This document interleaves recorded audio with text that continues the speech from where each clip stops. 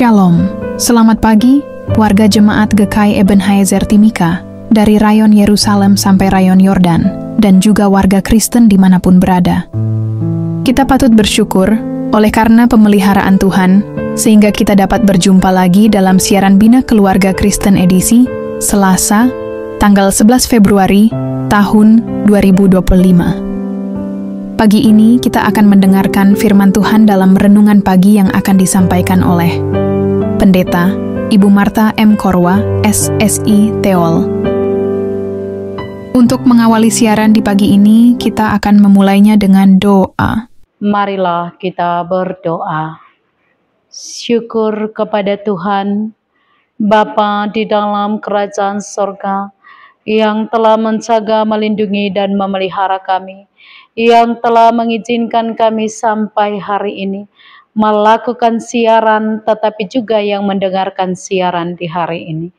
Kami hendak membaca dan merenungkan firman Tuhan, memohon hikmat daripada Tuhan menaungi kami, sehingga kami boleh menjadi pelaku firman. Di dalam nama Tuhan Yesus Kristus kami berdoa. Amin. Kebenaran firman Tuhan di saat ini terpilih di dalam 2 Korintus pasal 8 ayat 1 hingga ayat yang ke-15. 2 Korintus pasal 8 ayat 1 hingga ayat yang ke-15. Begini bunyi firman Tuhan, pelayanan kasih. Saudara-saudara, kami hendak memberitahukan kepada kamu tentang kasih karunia yang dianugerahkan kepada jemaat-jemaat di Makedonia. Selagi dicobai dengan berat dalam pelbagai penderitaan, sukacita mereka meluap, dan meskipun mereka sangat miskin, namun mereka kaya dalam kemurahan. Aku bersaksi bahwa mereka telah memberikan menurut kemampuan mereka, bahkan melampaui kemampuan mereka. Dengan kerelaan sendiri, mereka meminta dan mendesak kepada kami, supaya mereka juga beroleh kasih karunia untuk mengambil bagian dalam pelayanan kepada orang-orang kudus. Mereka memberikan lebih banyak daripada yang kami harapkan. Mereka memberikan diri mereka pertama-tama kepada Allah, kemudian oleh karena kehendak Allah juga kepada kami.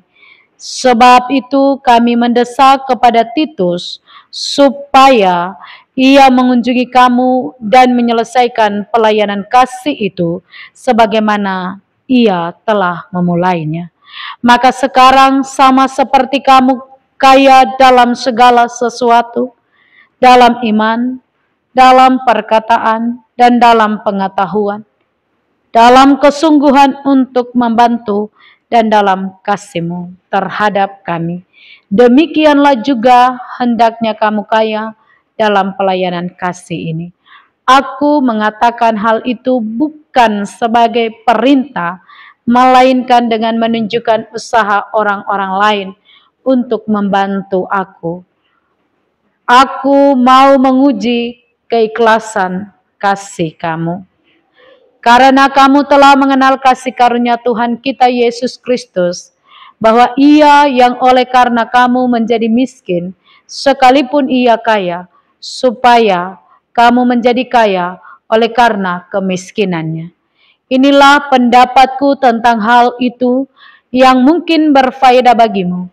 Memang sudah sejak tahun yang lalu kamu mulai melaksanakannya dan mengambil keputusan untuk menyelesaikannya juga. Maka sekarang selesaikan jugalah pelaksanaannya itu. Hendaklah pelaksanaannya sepadan dengan kerelaanmu, dan lakukanlah itu dengan apa yang ada padamu. Sebab jika kamu rela untuk memberi, maka pemberianmu akan diterima. Kalau pemberianmu itu berdasarkan apa yang ada padamu, bukan berdasarkan apa yang tidak ada padamu. Sebab kamu dibebani bukanlah supaya orang-orang lain mendapat keringanan, tetapi supaya ada keseimbangan. Maka hendaklah sekarang ini kelebihan kamu mencukupkan kekurangan mereka, agar kelebihan mereka kemudian mencukupkan kekurangan kamu, supaya ada keseimbangan. Seperti ada tertulis, orang yang mengumpulkan banyak tidak kelebihan, dan orang yang mengumpulkan sedikit tidak kekurangan. Jemaat yang diberkati oleh Tuhan, 2 Korintus pasal 8 ayat 1 hingga ayat yang ke-15 dengan tema kesehatian jemaat-jemaat Makedonia, teladan dalam pelayanan. Kesehatian jemaat-jemaat Makedonia, teladan dalam pelayanan. Persekutuan jemaat yang diberkati oleh Tuhan.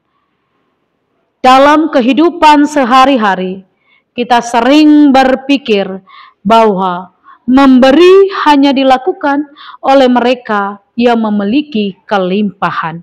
Namun dalam firman Tuhan hari ini, kita akan melihat bagaimana jemaat di Makedonia, meskipun dalam penderitaan dan kekurangan, tetapi mereka sehati dalam memberi dan melayani dengan sukacita.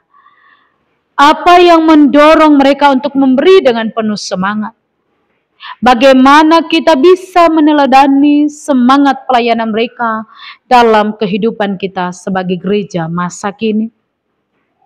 Mari kita membuka hati dan pikiran kita untuk menerima firman Tuhan yang akan menuntun kita dalam pelayanan saat ini. Surat 2 Korintus ditulis oleh Rasul Paulus. Dalam pembukaan surat ini, 2 Korintus pasal 1 ayat 1. Paulus secara menyeluruh menyebut dirinya sebagai penulis dengan Timotius sebagai rekan sepelayanannya. Paulus adalah seorang rasul yang memiliki hubungan erat dengan jemaat Korintus. Dia mendirikan gereja di Korintus selama perjalanan misionarisnya yang kedua. Kisah Para Rasul 18 ayat 1 hingga ayat yang ke-18.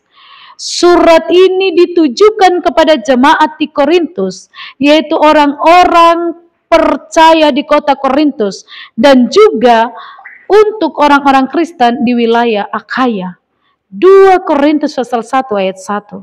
Korintus adalah kota perdagangan yang sangat maju pada saat itu, terkenal dengan kekayaan, budaya, dan kehidupan kemewahan, tetapi juga penuh dengan penyembahan berhala dan kebejatan moral.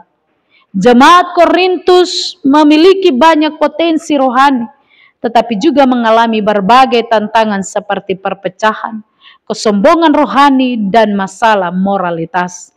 Oleh karena itu, Paulus sering menasihati mereka agar hidup selaras dengan Injil. Surat 2 Korintus ditulis dalam suasana kepedulian dan dorongan untuk pelayanan kasih. Paulus mendesak jemaat Korintus untuk menyelesaikan pengumpulan dana bagi jemaat yang miskin di Yerusalem. Jemaat Makedonia lebih dahulu memberikan bantuan dengan sukacita dan kesehatian, meskipun mereka sendiri dalam keadaan miskin.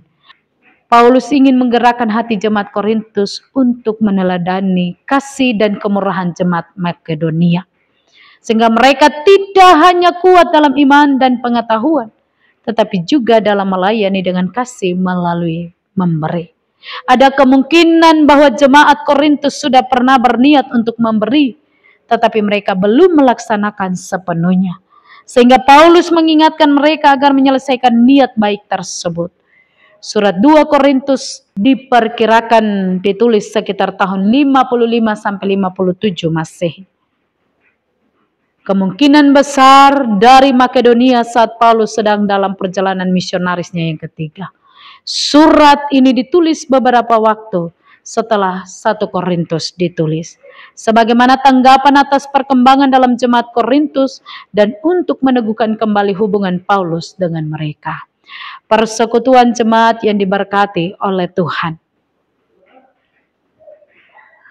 Di dalam kebenaran firman Tuhan ini, hal prinsip yang ditekankan pada bagian teks ini adalah tentang sikap iman yang konsisten dari jemaat-jemaat di Makedonia. Rasul Paulus menemukan suatu sikap mulia yang patut menjadi teladan dalam hal menopang pekerjaan Tuhan dengan pemberian jemaat-jemaat. Sikap iman seperti apa yang dijadikan suatu pelajaran bagi kita dalam pembacaan hari ini. Menurut Rasul Paulus, ada kasih karunia dianugerahkan kepada jemaat-jemaat di Makedonia. Kasih karunia yang dianugerahkan kepada jemaat-jemaat di Makedonia itu, menurut Paulus, itu karena jemaat di Makedonia meminta kepada Tuhan. Di tengah situasi sosial mereka sedang menghadapi cobaan berat, menghadapi berbagai penderitaan, tetapi mereka penuh dengan sukacita yang meluap. Kalau kita melihat dari latar belakang kitab ini, menjelaskan bahwa jemaat Makedonia berada di garis miskin. Dalam kemiskinan mereka, iman percaya mereka bertumbuh dan mereka kaya dalam kemurahan. Pemberian yang mereka berikan melampaui yang dipikirkan oleh Paulus. Yang tidak terpikirkan oleh Paulus, justru itu yang diberikan oleh jemaat Makedonia, lebih dari yang dipikirkan. Semuanya berasal dari kerelaan untuk mengambil bagian dalam pelayanan kepada orang-orang kudus. Mereka memberi dan melayani untuk jemaat, tetapi juga segala orang-orang kudus. Persekutuan jemaat yang diberkati oleh Tuhan. Pada ayat terdahulu, Paulus memuji jemaat-jemaat Makedonia. Rasul Paulus menyatakan, aku mau menguji keikhlasan kamu. Artinya Rasul Paulus sedang mendorong sisi lain untuk melihat apakah jemaat-jemaat Makedonia yang berpartisipasi memberikan dukungan kepada pelayan orang-orang kudus dalam pemberitaan Injil ini. Mereka melakukan karena kepentingan tertentu atau memang mereka tulus melakukannya. Sebab itu Rasul Paulus menguji mereka. Ia mau melihat apakah mereka memberi dengan ketulusan ataukah ada kepentingan tertentu. Nasihat dan ketegasan dalam hal pelaksanaan pemberian jemaat. Sangat terkagum-kagum dengan jemaat-jemaat Makedonia yang setelah diuji mendapatkan nasihat yang begitu bijaksana, begitu mulia dan begitu berarti sepanjang masa. Sebagaimana Rasul Paulus melukiskan dengan ketegasan yang dinamis dan bersungguh-sungguh, yaitu pemberian hendaklah dilakukan dengan kerelaan dan kerelaan yang tulus, bukan kerelaan yang dibuat-buat, dan pemberian itu sesuai dengan yang ada, bukan dicari-cari atau diadakan. Pemberian yang diterima adalah pemberian berdasarkan apa yang ada pada jemaat, bukan yang tidak ada pada jemaat dan dipaksa. Bila pemberian itu menjadi beban, jangan laksanakan. Tetapi pemberian itu mengakibatkan lahirnya suasana keseimbangan dalam pelayanan itu. Adalah pemberian yang benar dan mulia. Prinsip pemberian adalah keseimbangan, yaitu kelebihan mencukupkan kekurangan. Artinya yang mengumpulkan banyak tidak berkelebihan dan yang mengumpulkan sedikit tidak berkekurangan.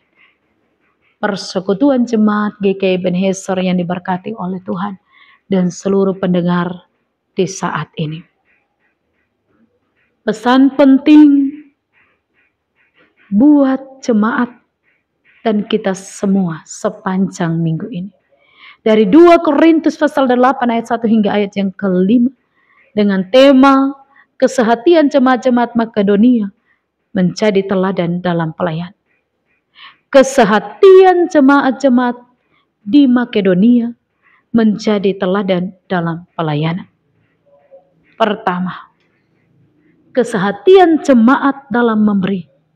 Jemaat di Makedonia memiliki hati yang sehati dan sepikir dalam kemurahan hati. Walaupun mereka miskin dan menderita, mereka tetap memberi dengan sukacita. Ayat yang kedua. Mereka tidak menunggu memiliki kelebihan, tetapi memberi dengan kerelaan dan iman kepada Tuhan. Kesehatian jemaat dalam memberi, persekutuan yang diberkati oleh Tuhan dalam pelayanan. Hari ini tentang pelayanan kasih. Ketika kita hendak melakukan pelayanan, baik itu kepada orang sakit, baik itu kepada orang-orang tua yang sudah lanjut umur atau lansia, baik itu kepada orang-orang duka. Hendaklah kita memberi dengan kerelaan, tidak dengan sungut-sungut, tidak saling mempersalahkan. Kadang-kadang kita memberi pelayanan, tetapi kita hitung-hitung. Saya melayani, apakah orang itu setia? Kita melihat dan mengukur. Hari ini firman mengingatkan saya dan persekutuan jemaat untuk melihat, mari kita sehati sebagai jemaat, sehati sepikir dalam kemurahan hati. Ingat, pemberian kita bukan saja tentang barang dan uang. Pemberian kita adalah juga merupakan doa kita, nasihat kita, motivasi kita. Persekutuan yang diberkati oleh Tuhan. Sehingga ketika pemberian itu kita lakukan dengan kerelaan hati, maka nama Tuhan dipuji dan dimuliakan. Pada akhirnya kita tidak menunggu dulu kelebihan baru kita memberi. Tetapi dengan kerelaan dan iman kepada Tuhan. Pemberian sebagai wujud ibadah dan kasih kepada Tuhan. Jemaat Makedonia pertama-tama menyerahkan diri mereka kepada Tuhan sebelum mereka memberi. Memberi bukanlah kewajiban semata tetapi bagian dari pelayanan rohani yang sejati. Sebab itu ketika kita hendak ada dalam pelayanan kasih untuk memberi, berdoalah lebih dulu kepada Tuhan supaya Tuhan memberikan kasih karunia kepada kita untuk melakukan pelayanan kasih itu. Mintalah di dalam doa kepada Tuhan. Apapun wujud pelayanan kita, mintalah kepada Tuhan supaya Tuhan menganugerahkan kasih karunia bagi kita. Memberi bukanlah kewajiban semata, tetapi bagian dari pelayanan rohani yang sejati. Saya memberi bukan untuk disanjung-sanjung. Saya memberi untuk kemuliaan nama Tuhan. Sebab itu berdoalah dan minta supaya Tuhan melimpahkan hati kita dengan kasih karunia-Nya. Tuhan melimpahkan hati kita dengan kemurahan-Nya. Persekutuan jemaat yang diberkati oleh Tuhan. Pemberian sebagai bukti kasih dan iman yang hidup. Paulus mendorong jemaat Korintus untuk meneladani kasih dan kemurahan hati jemaat Makedonia. Iman yang sejati harus diwujudkan dalam tindakan nyata, bukan hanya kata-kata. Dalam pelayanan, dalam tindakan. Bukan hanya kata-kata. Saya tidak hanya berbicara hari ini, tapi saya harus membuktikan. Dan pembuktian itu tidak perlu untuk kita menyebarluaskan. Cukup orang yang kita layani, kita dan Tuhan yang mengetahuinya. Sebab kadang-kadang kita memberi hari ini untuk disanjung, untuk dipuji. Ingat jemaat, haruslah berdoa supaya pemberian kita ini menjadi berkat kemuliaan bagi nama Tuhan. Sebab Kristus sebagai teladan utama dalam memberi. Yesus Kristus telah menjadi miskin agar kita menjadi kaya dalam kasih karunia-Nya. Ayat yang ke-9. Memberi adalah meneladani kasih dan pengorbanan Kristus bagi kita. Jadi, memberi itu kita mencontohi atau Yesus menjadi contoh teladan dalam hal kasih dan pengorbanan yang telah ditujukan. Bapak Ibu persekutuan jemaat yang diberkati oleh Tuhan. Dalam melakukan pelayanan kasih, jangan sering kita katakan, hanya saya yang lain tidak. Sebab apa firman hari ini katakan? Kita memberi itu meneladani kasih dan pengorbanan Kristus. Kristus sudah lebih dulu memberi contoh. Ia rela mati di kayu salib untuk menebus dosa kita, untuk kita yang terselamatkan, untuk diri kita. Kita yang bukan siapa-siapa telah dipilih Tuhan untuk menjadi berarti bagi Dia. Keseimbangan dalam tubuh Kristus. Memberi bukan untuk membebani satu pihak, tetapi untuk menolong sesama agar tidak ada yang berkekurangan. Ayat 13 hingga ayat yang ke-14. Prinsip keseimbangan ini juga terlihat dalam pengumpulan mana di padang gurun. Ayat yang ke-15. Persekutuan yang diberkati oleh Tuhan. Sebagai jemaat Tuhan, kita juga dipanggil untuk melayani dan memberi dengan hati yang sama, sehati, rela, dan penuh kasih. Seperti jemaat Makedonia yang menjadi teladan bagi kita semua. Persekutuan jemaat yang diberkati oleh Tuhan, marilah menjadi alat Tuhan dalam pelayanan kasih. Ketika hendak melakukan pelayanan kasih, berdoalah meminta kepada Tuhan, supaya Tuhan melimpahkan kasih karunia untuk kita ada dalam pelayanan. Jangan biasakan diri untuk mengeluh ketika memberi, untuk bersungut-sungut ketika memberi. Sebab apa? Ketika kita mengeluh, bersungut-sungut dalam memberi, maka kita tidak mengenali pengorbanan Kristus di kayu salib. Kita tidak melihat dan mencontohi Yesus yang rela memberi dirinya untuk menebus dosa-dosa kita. Persekutuan jemaat GKI Ebenezer yang diberkati oleh Tuhan dan pendengar yang hari ini mendengar siaran ini. Marilah kita menjadi alat Tuhan untuk memberi. Ingat, jangan sombong dan angkuh saat kita memberi. Kita memberi untuk saling melengkapi dan ada keseimbangan. Tuhan memberkati kita dengan firman-Nya. Marilah kita berdoa. Syukur kepada Tuhan yang telah memberi firman bagi kami. Di saat ini hamba berdoa dalam nama Tuhan Yesus Kristus. Tuhan memberkati seluruh kehidupan kami sebagai jemaat GKI Ebenezer. Di minggu kerja yang baru dan pelayanan. Teguhkan iman percaya kami Tuhan. Dalam mengangkat tugas tanggung jawab pelayanan kami. Kami direndahkan dan Kristuslah yang dipermuliakan. Berdoa meminta dalam nama Tuhan Yesus Kristus. Tuhan menganugerahkan bagi kami kelimpahan kasih karunia. Kemurahan dalam melakukan pelayanan kasih. Biar Kristus dipermuliakan. Kami direndahkan. Di saat ini hamba berdoa dan menyerahkan jemaat GKI Ebenezer. Bahkan setiap pemirsa yang mendengar siaran ini. Baik yang ada di rumah. Di mana saja mereka berada, bahkan yang sedang ada dalam pergumulan, Tuhan datang dan menjamah, melawat dan memberkati seluruh tugas tanggung jawab pekerjaan, tetapi juga dalam menggumuli seluruh kehidupan. Jemaat-jemaat yang sakit baik di rumah sakit, di klinik, Tuhan menjamah mereka, memulihkan mereka, menyembuhkan mereka dalam nama Tuhan Yesus Kristus. Hamba berdoa Tuhan terus memberkati persekutuan jemaat GKI Ebenezer Timika.